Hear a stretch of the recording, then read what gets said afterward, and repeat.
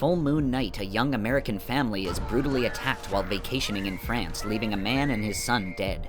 The wife and mother and sole survivor, Claire Porter, describes a giant thin beast resembling a man covered in hair from head to toe as their attacker. He was eating my boy alive.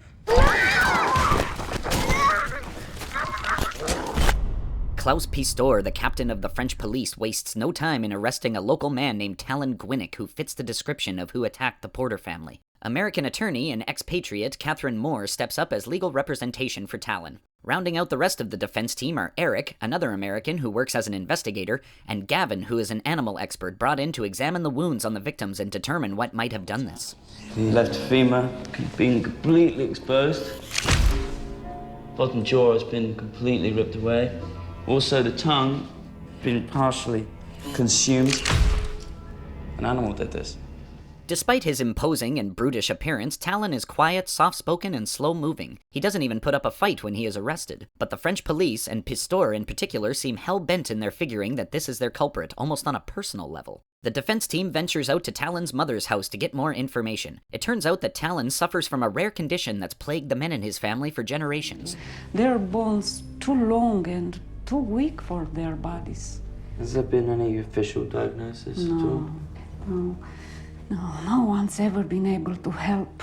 DNA results from the Porter family attack are contaminated and unusable. Claire succumbs to her injuries and passes away, so the defense team turns their focus onto what this rare condition is that Talon may have, known as porphyria. Well, the symptoms of this disease and what you suffer from are very similar.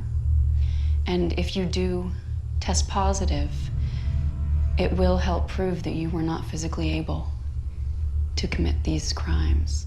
Talon is transferred to a hospital where he will be subjected to a series of tests to determine if this is in fact what he suffers from. The examination begins with a corneal impression from one of his eyes, followed by another test that involves placing him under a strobing light that's intended to cause stress and trigger a seizure of some sort which will confirm his porphyria. Something tells me that this won't end well. Holy shit!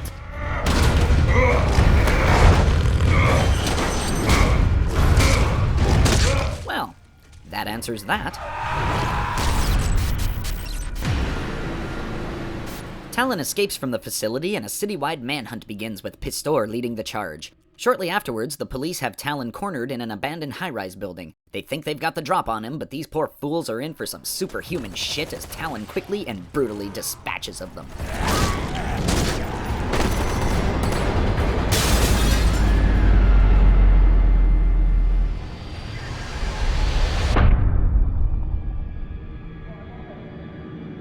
Badass.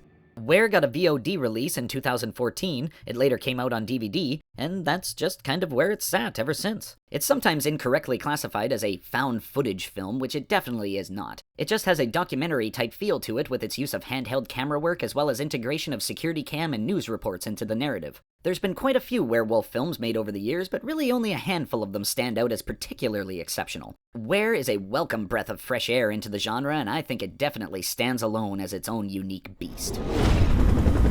Le voilà, il s'échappe. Mais non, dans ta ligne de mire, tire-lui dessus.